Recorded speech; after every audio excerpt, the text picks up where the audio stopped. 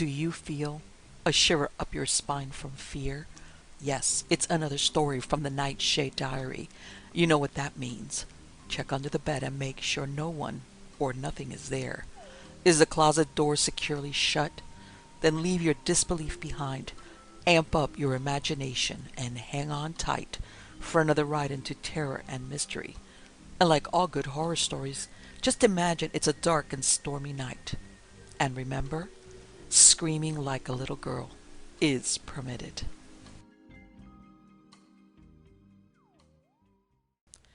Casting the Runes by M.R. James. April 15th. Dear Sir, I am requested by the Council of the Association to return to you the draft of a paper on the truth of alchemy, which you have been good enough to offer to read at our forthcoming meeting, and to inform you that the Council do not see their way to including it in the program. I am yours faithfully, the Secretary. April 18th. Dear Sir, I am sorry to say that my engagements do not permit of my affording you an interview on the subject of your proposed paper, nor do our laws allow of your discussing the matter with a committee of our council, as you suggest. Please allow me to assure you that the fullest consideration was given to the draft which you submitted, and that it was not declined without having been referred to the judgment of a most competent authority. No personal question, it can hardly be necessary for me to add, can have had the slightest influence on the decision of the Council. Believe me. April 20th. The Secretary of the Association begs respectfully to inform Mr. Carswell that it is impossible for him to communicate the name of any person or persons to whom the draft of Mr. Carswell's paper may have been submitted. Any further desire to intimate that he cannot undertake to reply to any further letters on this subject. And who is Mr. Carswell? Inquired the Secretary's wife. She had called at his office and, perhaps unwarrantably, had picked up the last of these 3 letters, which the typist had just brought in. Why, my dear, just at present Mr. Carswell is a very angry man. But I don't know much about him otherwise, except that he is a person of wealth. His address is Lufford Abbey, Warwickshire, and he's an alchemist, apparently, and wants to tell us all about it. And that's about all, except that I don't want to meet him for the next week or 2. Now, if you're ready to leave this place, I am. What have you been doing to make him angry? Asked Mrs. Secretary. The usual thing, my dear. The usual thing. He sent in a draft of a paper he wanted to read at the next meeting, and we referred it to Edward Dunning, almost the only man in England who knows about these things, and he said it was perfectly hopeless, so we declined it. So Carswell has been pelting me with letters ever since. The last thing he wanted was the name of the man we referred his nonsense to. You saw my answer to that. But don't you say anything about it, for goodness sake. I should think not, indeed. Did I ever do such a thing? I do hope, though, he won't get to know that it was poor Mr. Dunning. Poor Mr. Dunning? I don't know why you call him that. He's a very happy man, is Dunning. Lots of hobbies and a comfortable home and all his time to himself. I only meant I should be sorry for him if this man got hold of his name and came and bothered him. Ah, yes. I dare say he would be poor Mr. Dunning then. The Secretary and his wife were lunching out, and the friends to whose house they were bound were Warwickshire people. So Mrs. Secretary had already settled it in her own mind that she would question them judiciously about Mr. Carswell. But she was saved the trouble of leading up to the subject, for the hostess said to the host before many minutes had passed, I saw the Abbot of Lufford this morning. The host whistled. Did you? What in the world brings him up to town? Goodness knows. He was coming out of the British Museum gate as I drove past. It was not unnatural that Mrs. Secretary should inquire whether this was a real abbot who was being spoken of. Oh, no, my dear. Only a neighbor of ours in the country who bought Lufford Abbey a few years ago. His real name is Carswell. Is he a friend of yours? Asked Mr. Secretary with a private wink to his wife. The question let loose a torrent of declamation. There was really nothing to be said for Mr. Carswell. Nobody knew what he did with himself. His servants were a horrible set of people. He had invented a new religion for himself, and practiced no one could tell what appalling rites. He was very easily offended, and never forgave anybody. He had a dreadful face, so the lady insisted, her husband somewhat demurring. He never did a kind action, and whatever influence he did exert was mischievous. Do the poor man justice, dear. The husband interrupted. You forget the treat he gave the school children. Forget it indeed. But I'm glad you mentioned it because it gives an idea of the man. Now, Florence, listen to this. The first winter he was at Lufford, this delightful neighbor of ours wrote to the clergyman of his parish, he's not ours, but we know him very well, and offered to show the school children some magic lantern slides. He said he had some new kinds which he thought would interest them. Well, the clergyman was rather surprised because Mr. Carswell had shown himself inclined to be unpleasant to the children, complaining of the trespassing, or something of that sort. But of course he accepted, and the evening was fixed, and our friend went himself to see that everything went right.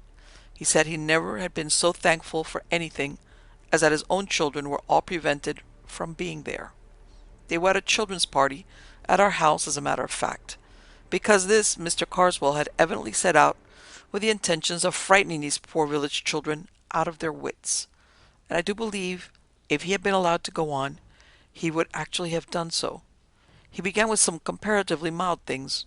Red Riding Hood was one, and even then Mr. Ferrer said the wolf was so dreadful that several of the smaller children had to be taken out. And he said Mr. Carswell began the story by producing a noise like a wolf howling in the distance, which was the most gruesome thing he had ever heard. All the slides he showed, Mr. Ferrer said, were most clever. They were absolutely realistic, and where he had got them or how he worked them he could not imagine. Well, the show went on, and the stories kept on becoming a little more terrifying each time, and the children were mesmerized into complete silence. At last he produced a series which presented a little boy passing through his own park, Lufford I mean, in the evening. Every child in the room could recognize the place from the pictures, and this poor boy was followed, and at last pursued and overtaken, and either torn in pieces or somehow made away with by the horrible hopping creature in white, which you saw first dodging out among the trees, and gradually it appeared more and more plainly. Mr. Ferrer said it gave him one of the worst nightmares he ever remembered, and what it must have meant to the children doesn't bear thinking of. Of course this was too much, and he spoke very sharply indeed to Mr. Carswell and said it couldn't go on. All he said was, "Oh, you think it's time to bring our little show to an end and send them home to their beds? Very well." And then, if you please, he switched on another slide, which showed a great mass of snakes, centipedes, and disgusting creatures with wings, and somehow made it seem that as if they were climbing out of the picture and getting in amongst the audience. And this was accompanied by a sort of dry rustling noise, which sent the children nearly mad, and of course they stampeded. A good many of them were rather hurt in getting out of the room, and I don't suppose one of them closed an eye that night. This was the most dreadful trouble in the village afterwards. Of course some others threw a good part of the blame on poor Mr. Ferrer. If they could have got past the gates, I believe the fathers would have broken every window in the abbey. Well, now that Mr. Carswell, that's the abbot of Lufford, my dear, and you can imagine how we covet his society. Yes, I think he has all the possibilities of a distinguished criminal, has Carswell, said the host. I should be sorry for anyone who got into his bad books. Is he the man, or am I mixing him up with someone else? Asked the secretary, who for some minutes had been wearing the frown of the man who is trying to recollect something. Is he the man who brought out a history of witchcraft some time back? 10 years or more? That's the man. Do you remember the reviews of it? Certainly I do. And what's equally to the point, I knew the author of the most incisive of the lot. So did you. You must remember John Harrington. He was at John's in our time. Oh, very well indeed. Though I don't think I saw or heard anything of him between the time I went down and the day I read the account of the inquest on him. Inquest? Said one of the ladies. What has happened to him? Why, what happened was that he fell out of a tree and broke his neck. But The puzzle was, what could have induced him to get up there? It was a mysterious business, I must say. Here was this man, not an athletic fellow, was he? And with no eccentric twist about him that was ever noticed, walking home along a country road late in the evening, no tramps about, well known, and liked in the place, and he suddenly begins to run like mad, loses his hat and stick, and finally shins up a tree, quite a difficult tree, growing in the hedgerow. A dead branch gives way and he comes down with it and breaks his neck. And there he's found next morning with the most dreadful face of fear on him that could be imagined. It was pretty evident, of course, that he'd been chased by something, and people talked of savage dogs and beasts escaped out of menageries. But there was nothing to be made of that. That was in '89, and I believe his brother Henry, whom I remember as well at Cambridge, but you probably don't, has been trying to get on the track of an explanation ever since. He of course insists there was malice in it, but I don't know. It's difficult to see how it could have come in. After a time, the talk reverted to the history of witchcraft. "Did you ever look into it?" asked the host. "Yes, I did," said the secretary. "I went so far as to read it." "Was it as bad as it was made out to be?" "Oh, in point of style and form, quite hopeless. It deserved all the pulverizing it got. But, besides that, it was an evil book. The man believed every word of what he was saying. And I'm very much mistaken if he hadn't tried the greater parts of his receipts."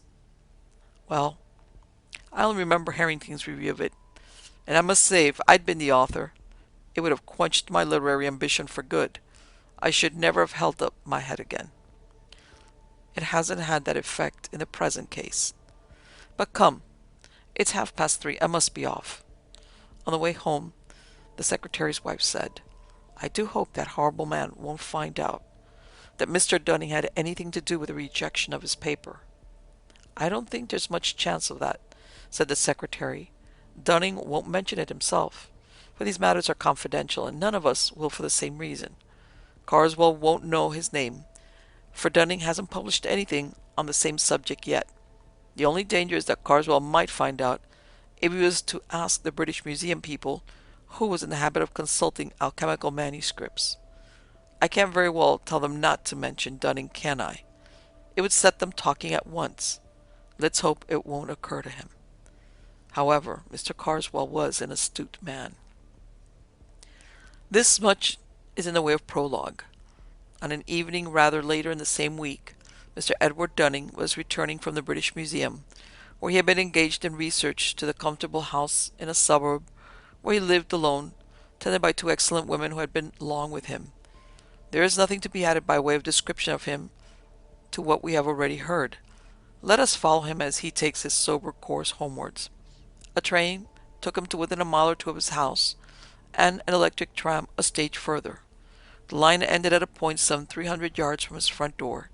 He had had enough of reading when he got into the car, and indeed the light was not such as to allow him to do more than study the advertisement on the panes of glass that faced him as he sat.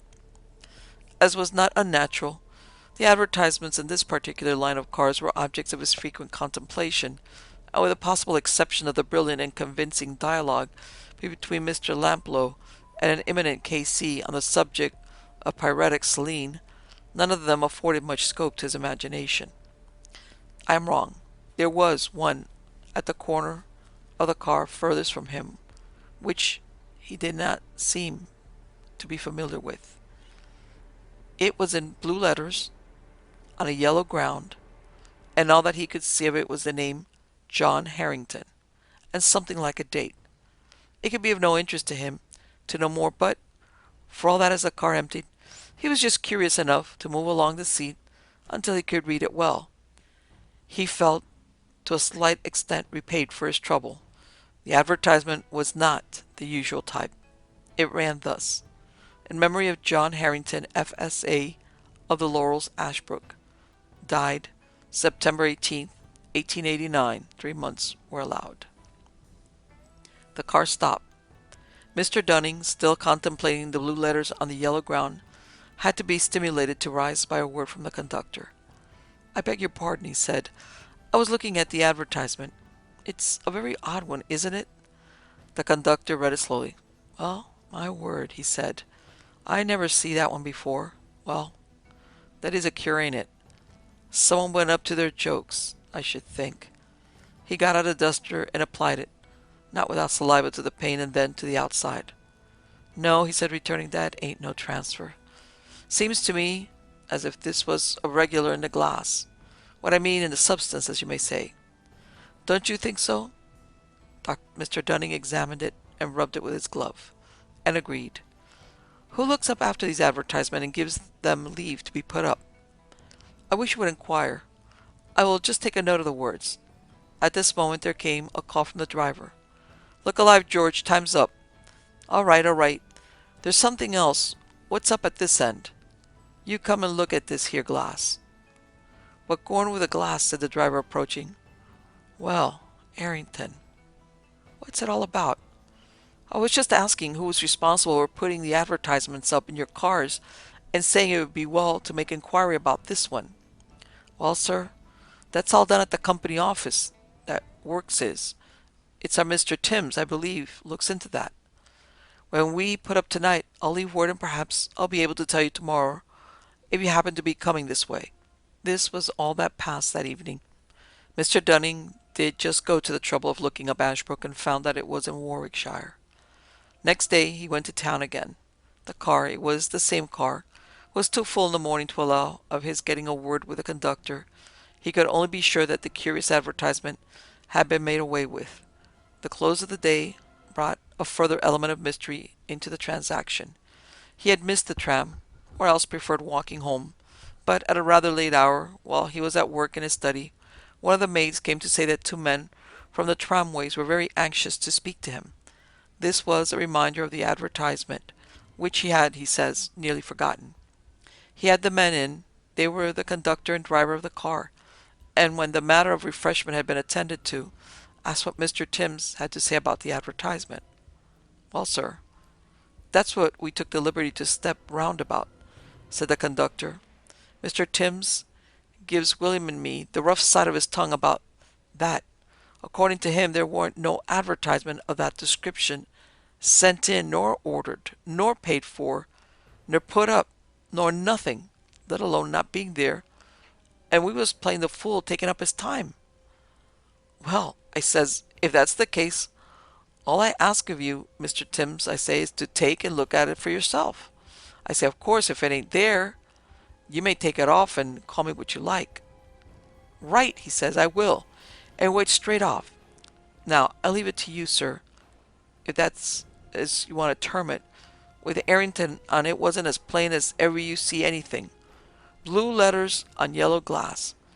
And as I says at the time, and you bore me out regular in the glass, because if you remember, you recollect of me swabbing it with my duster. To be sure, I do, quite clearly. Well, you may say, well, I don't think Mr. Timms he gets in that car with the light. No, he told William to hold the light outside. Now he says, where's your precious ad? What have you heard so much about? Here it is, I says, Mr. Timms, and I laid my hand on it. The conductor paused. Well, said Mr. Dunning, it was gone, I suppose, broken? Broke? Not it. There warn't. If you'll believe me, no more trace of them letters. Blue letters they was, on that piece of glass then. Well, it's no good me talking. I never see much a thing. I leave it to William here, if... But there, as I says, where's the benefit in me going on about it? And what did Mr. Timms say? Well, he did what I gave him leave to. Call us pretty much anything he liked. And I don't know as I blame him so much neither. But what we thought, William and me did, was we seen you take down a bit of a note about that, that lettering.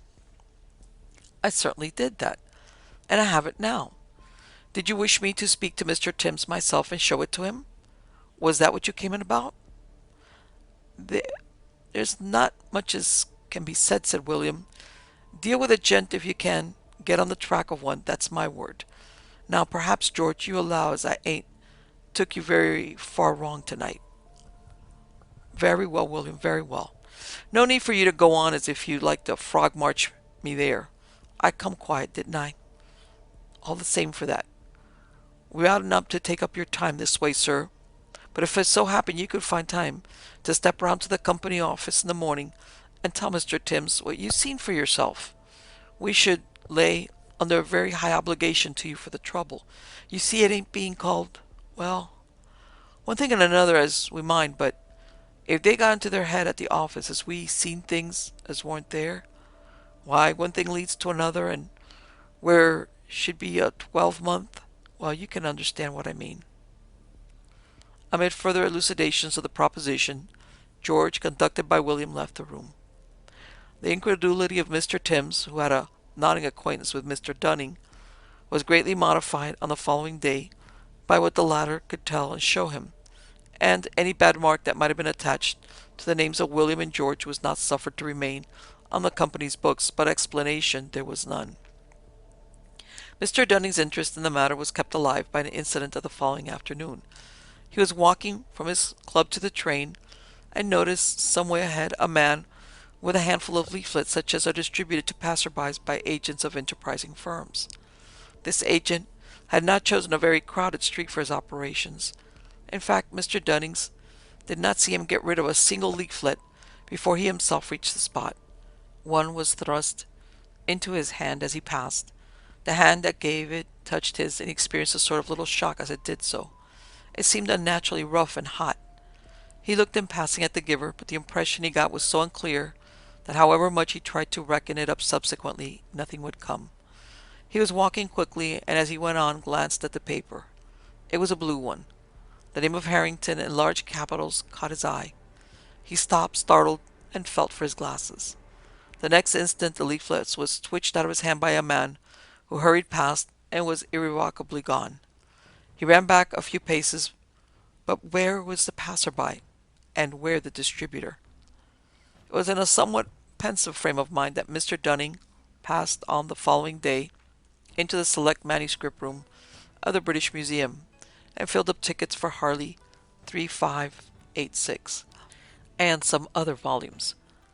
After a few minutes they were brought to him, and he was settling the one he wanted first upon the desk when he thought he heard his own name whispered behind him. He turned around hastily, and in so doing brushed his little portfolio of loose papers onto the floor. He saw no one he recognized except one of the staff in charge of the room, who nodded to him, and he proceeded to pick up his papers. He thought he had them all and was returning to begin work when a stout gentleman at the table behind him, who was just rising to leave and had collected his own belongings, touched him on the shoulder, saying, "May I give you this? I think it should be yours," and handed him a missing quire. "It is mine. Thank you," said Mr. Dunning. In another moment the man had left the room. Upon finishing his work for the afternoon, Mr. Dunning had some conversation with the assistant in charge and took occasion to ask who the stout gentleman was. "Oh, he's a man named Carswell," said the assistant. "He was asking me a week ago who were the great authorities on alchemy, and of course I told him you were the only one in the country. I'll see if I can catch him. He'd like to meet you, I'm sure." "For heaven's sake, don't dream of it," said Mr. Dunning. "I'm particularly anxious to avoid him." "Oh, very well," said the assistant. "He doesn't come here often. I dare say you won't meet him." More than once on the way home that day Mr. Dunning confessed to himself that he did not look forward with his usual cheerfulness to a solitary evening. It seemed to him that something ill-defined and impalpable had stepped in between him and his fellow men, had taken him in charge, as it were. He wanted to sit close up to his neighbors in the train and in the tram, but as luck would have it both train and car were markedly empty. The conductor, George, was thoughtful and appeared to be absorbed in calculations as to the number of passengers. On arriving at his house, he found Dr. Watson, his medical man, on his doorstep. "I've had to upset your household arrangements, I'm sorry to say, Dunning. Both your servants hors de combat. In fact, I've had to send them to the nursing home." "Good heavens, what's the matter?" "It's something like ptomaine poisoning, I should think. You've not suffered yourself, I can see, or you wouldn't be walking about. I think they'll put through all right." "Dear, dear. Have you any idea what brought it on?"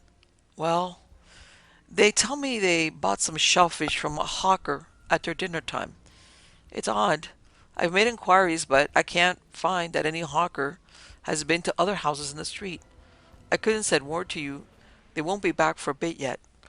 You come and dine with me tonight, anyhow, and we can make arrangements for going on. 8 o'clock. Don't be too anxious. The solitary evening was thus obviated, at the expense of some distress and inconvenience, it is true. Mr. Dunning spent the time pleasantly enough with the doctor, a rather recent settler, and returned to his lonely home at about 11:30. That night he passed it, and it was not one on which he looked back with any satisfaction. He was in bed, and the light was out. He was wondering if the charwoman would come early enough to get him some hot water next morning, when he heard the unmistakable sound of his study door opening.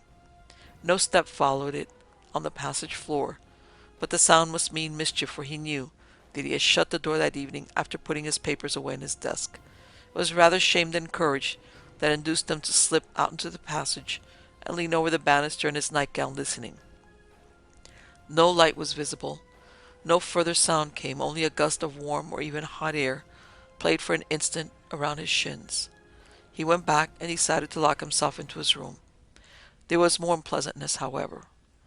Either an economical suburban company had decided that their light would not be required in the small hours and had stopped working, or else something was wrong with the meter.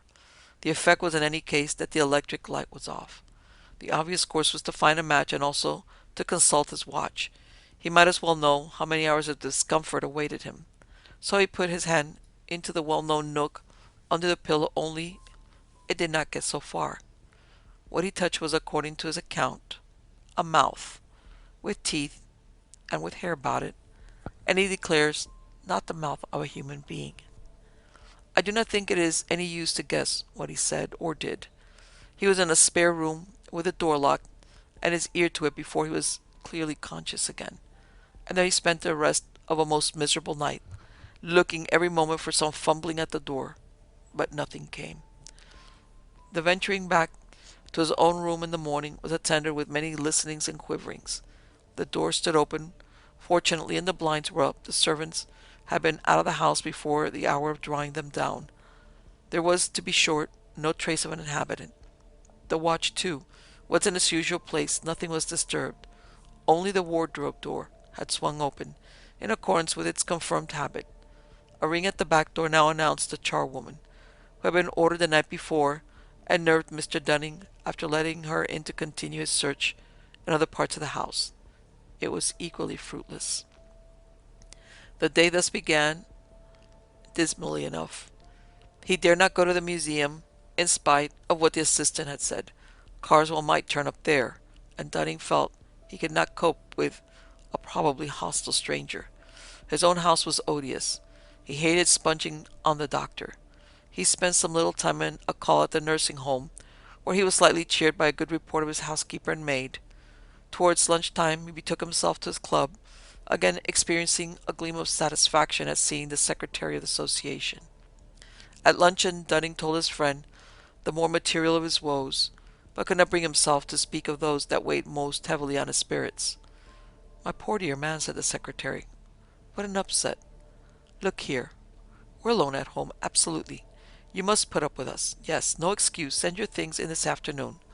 Dunning was unable to stand out. He was in truth becoming acutely anxious as the hours went. So, as to what that night might have awaiting for him, he was almost happy as he hurried home to pack up. His friends, when they had time to take stock of him, were rather shocked at his lorn appearance, and did their best to keep him up to the mark. Not altogether without success, but when the two men were smoking alone later, Dunning became dull again. Suddenly said, "Gayton, I believe that alchemist man knows it was I who got his paper rejected." Gayton whistled. "What makes you think that?" he said. Dunning told of his conversation with the museum assistant, and Gayton could only agree that the guess seemed likely to be correct. "Not that I care much," Dunning went on, "only it might be a nuisance if we were to meet. He's a bad-tempered party, I imagine." Conversation dropped again. Gayton became more and more strongly impressed with the desolateness that came over Dunning's face and bearing, and finally, though with a considerable effort, he asked him point blank, whether something serious was not bothering him. Dunning gave an exclamation of relief. I was perishing to get it off my mind, he said. Do you know anything about a man named John Harrington? Gayton was thoroughly startled, and at the moment could only ask why. Then the complete story of Dunning's experience came out. What had happened in the tram car, in his own house, and in the street.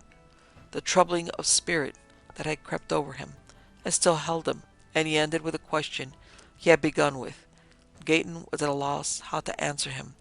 To tell the story of Harrington's end would perhaps be right, only Dunning was in a nervous state. The story was a grim one, and he could not help asking himself whether there was not a connecting link between these two cases, in the person of Carswell. It was a difficult concession for a scientific man, but it could be eased by the phrase hypnotic suggestion. In the end, he decided that his answer tonight should be guarded. He would talk the situation over with his wife. So he said that he had known Harrington at Cambridge and believed he had died suddenly in 1889, adding a few details about the man and his published work. He did talk over the matter with Mrs. Gayton, and as he had anticipated, she leapt at once to the conclusion which had been hovering before him. It was she who reminded him of the surviving brother, Henry Harrington, and she also suggested that he might be got hold of by means of their host of the day before. He might be a hopeless crank, objected Gayton. That could be ascertained from the Bennets who knew him. Mrs. Gayton retorted, and she undertook to see the Bennets the very next day. It is not necessary to tell in further detail the steps by which Henry Harrington and Dunning were brought together. The next scene that does require to be narrated is a conversation that took place between the two. Dunning had told Harrington of the strange ways in which the dead man's name had been brought before him, and had said something besides of his own subsequent experiences. Then he asked if Harrington was disposed in return to recall any of the circumstances connected with his brother's death. Harrington's surprise at what he heard can be imagined, but his reply was readily given. Johnny said, was in a very odd state, undeniably from time to time, during some weeks before, though not immediately before the catastrophe. There were several things. The principal notion he had was that he thought he was being followed. No doubt he was an impressionable man, but he never had such fancies as this before. I cannot get it out of my mind that there was ill will at work, and what you tell me about yourself reminds me very much of my brother. Can you think of any possible connecting link? There is just one that has been taking shape vaguely in my mind. I've been told that your brother reviewed a book very severely not long before he died, and just lately I have happened to cross the path of the man who wrote the book in a way he would resent. Don't tell me the name was called Carswell. Why not? That is exactly his name. Henry Harrington leaned back. That is final, to my mind. Now I must explain further. From something he said, I feel sure that my brother John was beginning to believe, very much against his will, that Carswell was at the bottom of his trouble. I want to tell you what seems to me to have a bearing on the situation. My brother was a great musician, and used to run up to concerts in town. He came back 3 months before he died from one of these and gave me his program to look at, an analytical program. He always kept them. I nearly missed this when he said, I suppose I must have dropped it. Anyhow, I was looking for it under my seat and in my pockets and so on, and my neighbor offered me his. Said might he give it to me, he had no further use for it, and he went away just afterwards. I don't know who he was, a stout, clean-shaven man. I should have been very sorry to miss it. Of course I could have bought another, but this cost me nothing. At another time he told me that he had been very uncomfortable both on the way to his hotel and during the night. I pieced things together now in thinking it over. Then, not very long after, he was going over these programs, putting them in order to have them bound up, and in this particular one, which by the way I had hardly glanced at, he found quite near the beginning a strip of paper with some very odd writing on it, in red and black, almost carefully done. It looked to me more like runic letters than anything else. Why, he said, this must belong to my fat neighbor. It looks as if it might be worth returning it to him It may be a copy of something. Evidently, someone has taken trouble over it. How can I find his address? We talked it over for a little and agreed that it wasn't worth advertising about, and that my brother had better look out for the man at the next concert to which he was going very soon. The paper was lying on the book, and we both were by the fire. It was cold, windy summer evening. I suppose the door blew open, though I didn't notice it. At any rate, a gust, a warm gust it was, came quite suddenly between us, took the paper, and blew it straight into the fire. It was light, thin paper, and flared and went up the chimney in a single ash. Well, I said, you can't give it back now. He said nothing for a minute, then rather crossly, no, I can't. But why you should keep on saying so, I don't know. I remarked that I didn't say it more than once. Not more than 4 times, you mean? Was all he said. I remember all that very clearly, without any good reason. And now to come to the point. I don't know if you looked at that book of Carswell's, which my unfortunate brother reviewed. It's not likely that you should. But I did, both before his death and after it. The first time we made game of it together. It was written in no style at all, split infinitives, and every sort of thing that makes an Oxford gorge rise. Then there was nothing that the man didn't swallow, mixing up classical myths and stories out of the golden legend with reports of savage customs of today, all very proper, no doubt, if you know how to use them, but he didn't. He seemed to put the golden legend and the golden bow exactly on par, and to believe both. A pitiable exhibition, in short. Well, after the misfortune, I looked over the book again. It was no better than before, but the impression which it left this time on my mind was different. I suspected, as I told you, that Carswell had borne ill will to my brother, even that he was in some way responsible for what had happened.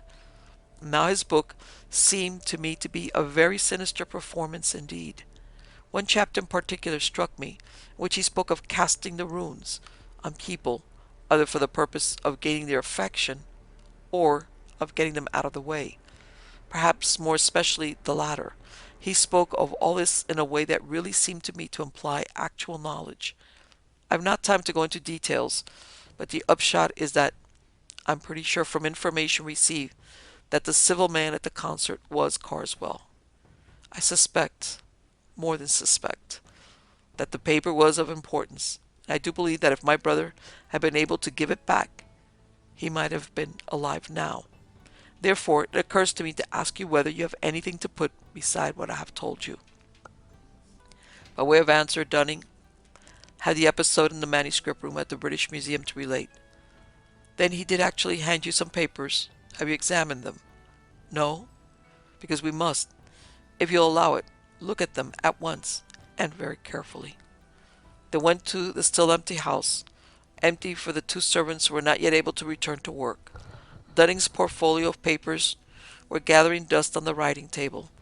In it were the quires of small-sized scribbling paper which he used for his transcripts, and from one of these, as he took it up, there slipped and fluttered out into the room with uncanny quickness a strip of thin light paper. The window was open, but Harrington slammed it just in time to intercept the paper, which he caught. I thought so, he said. It might be the identical thing that was given to my brother. You'll have to look out, Dunning. This may mean something quite serious for you. A long consultation took place. The paper was narrowly examined. As Harrington had said, the characters on it were more like runes than anything else, but not decipherable by either man, and both hesitated to copy them for fear, as they confessed, of perpetuating whatever evil purpose they might conceal. So it had remained impossible, if I may anticipate a little, to ascertain what was conveyed in this curious message or commission. Both Dunning and Harrington are firmly convinced that it had the effect of bringing its possessors into very undesirable company. That it must be returned to the source whence it came they were agreed, and further that the only safe and certain way was that of personal service, and here contrivance would be unnecessary, for Dunning was known by sight to Carswell. He must, for one thing, alter his appearance by shaving his beard. But then, might not the blow fall first? Harrington thought they could time it. He knew the date of the concert at which the black spot had been put on his brother. It was June 18th. The death had followed on September 18th. Dunning reminded him that 3 months had been mentioned on the inscription on the car window. Perhaps he added with a cheerless laugh, "Mine may be a bill at 3 months too. I believe I can fix it by my diary."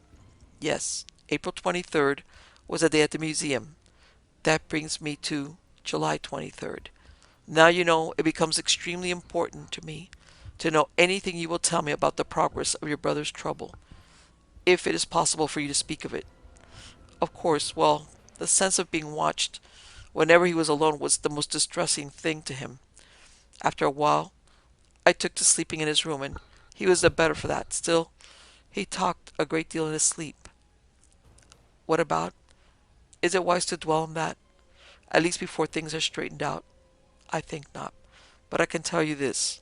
Two things came for him by post during those weeks, both with a London postmark and addressed in a commercial hand.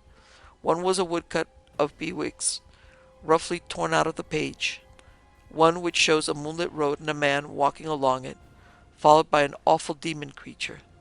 Under it were written the lines out of the Ancient Mariner, which I suppose the cut illustrates, about one who, having once looked around, walks on, and turns no more his head, because he knows a frightful fiend doth close behind him tread. The other was a calendar, such as tradesmen often send. My brother paid no attention to this, but I looked at it after his death, and found that everything after September 18th had been torn out. You may be surprised at his having gone out alone the evening he was killed, but the fact is that during the last 10 days or so of his life, he had been quite free from the sense of being followed or watched. The end of the consultation was this. Harrington, who knew a neighbor of Carswell, thought he saw a way of keeping a watch on his movements.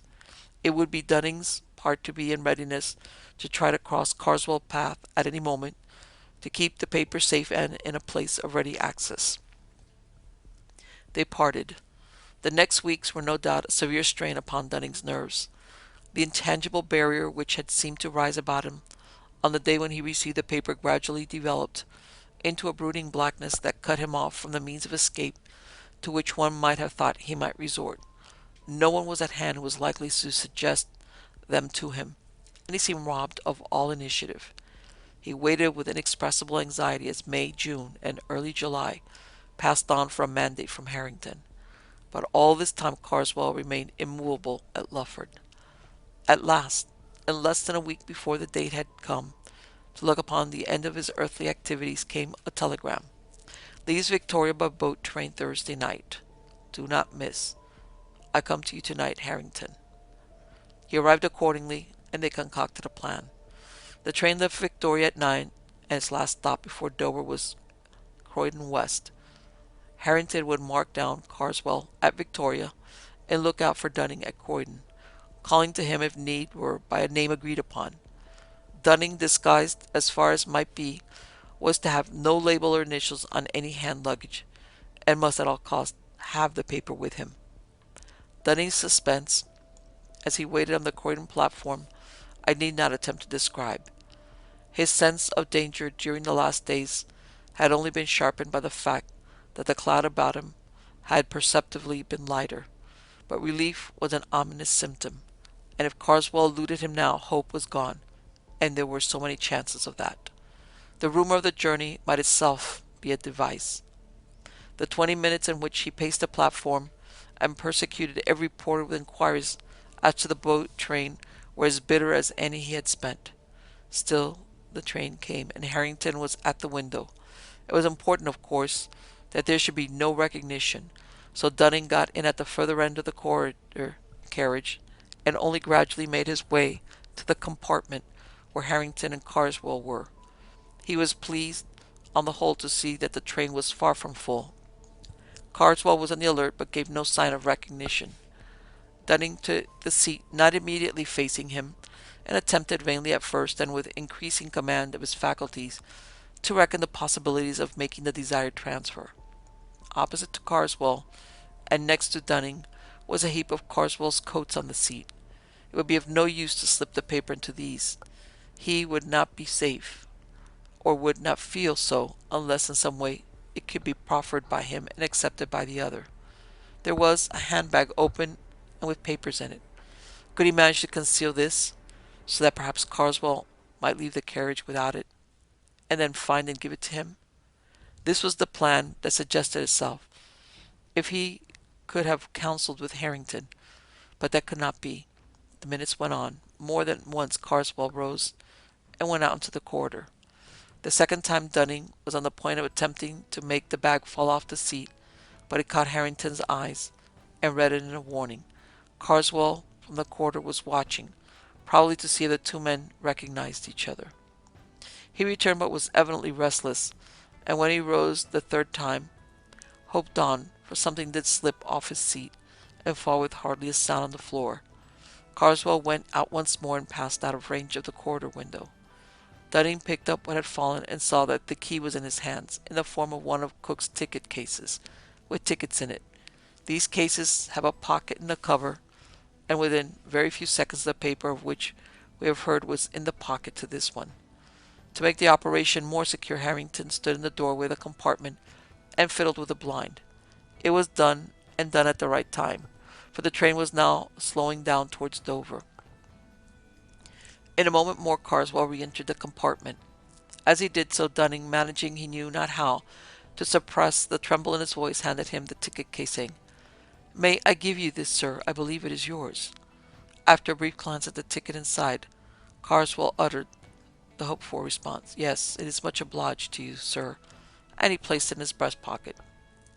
Even in the few moments that remained, moments of tense anxiety, for they knew not a premature finding of the paper might lead to, both men noticed that the carriage seemed to darken about them, and to grow warmer, that Carswell was fidgety and oppressed, that he drew the heap of loose coats near to him, and cast it back as if repelled him, and that he then sat upright, and glanced anxiously at both. They, with sickening anxiety, busied themselves in collecting their belongings, but they both thought that Carswell was on the point of speaking when the train stopped at Dover town. It was natural that in the short space between town and pier they should both go into the corridor. At the pier they got out, but so empty was the train that they were forced to linger on the platform until Carswell should have passed ahead of them with his porter on the way to the boat, and only then was it safe for them to exchange a pressure of the hand and a word of concentrated congratulation. The effect upon Dunning was to make him almost faint. Harrington made him lean up against the wall, while he himself went forward a few yards within sight of the gangway to the boat, at which Carswell had now arrived. The man at the head of it examined this ticket, and laden with coats he passed down into the boat. Suddenly the official called after him, "You, sir, beg pardon. Did the other gentleman show his ticket?" "What the devil do you mean by the other gentleman?" Carswell's snarling voice called back from the deck. The man bent over and looked at him. "The devil? Well, I don't know. I'm sure," Harrington heard him say to himself, and aloud, "My mistake, sir, must have been your rugs. Ask your pardon." And then to a subordinate near him, "Had he got a dog with him or what? Funny thing, I could have swore he wasn't alone. Well, whatever it was, they'll have to see it aboard. She's off now. Another week, and we shall be getting the holiday customers." In 5 minutes more there was nothing but the lessening lights of the boat, the long line of the Dover lamps, the night breeze, and the moon. Long and long the two sat in their room at the Lord Warden. In spite of the removal of their greatest anxiety, they were oppressed with a doubt, not of the lightest. Had they been justified in sending a man to his death, as they believed they had? Ought they not to warn him at least? "No," said Harrington. "If he is the murderer, I think him we shall have no more than what is just. Still, if you think it better—" "But how? And where can you warn him?" "He was booked to Abbeville only," said Dunning. "I saw that. If I wire to the hotel there in Joanne's Guide—" "Examine your ticket case, Dunning. I should feel happier. This is the 21st. He will have a day, but I am afraid he has gone into the dark." So telegrams are left at the hotel office. It is not clear whether these reached their destination, or whether, if they did, they were understood. All that is known is that on the afternoon of the 23rd, an English traveller, examining the front of St. Wolfram's Church at Abbeville, then under extensive repair, was struck on the head and killed instantly by a stone falling from the scaffold erected round the northwestern tower, there being, as was clearly proved, no workmen on the scaffold at the moment, and the traveller's papers identified him as Mr. Carswell. Only one detail shall be added. At Carswell's sale, a set of Bewick, sold with all faults, was acquired by Harrington. The page, with a woodcut of the traveller and the demon, was, as he had expected, mutilated. Also, after a judicious interval, Harrington repeated to Dunning something of what he had heard his brother say in his sleep, but it was not long before Dunning stopped him.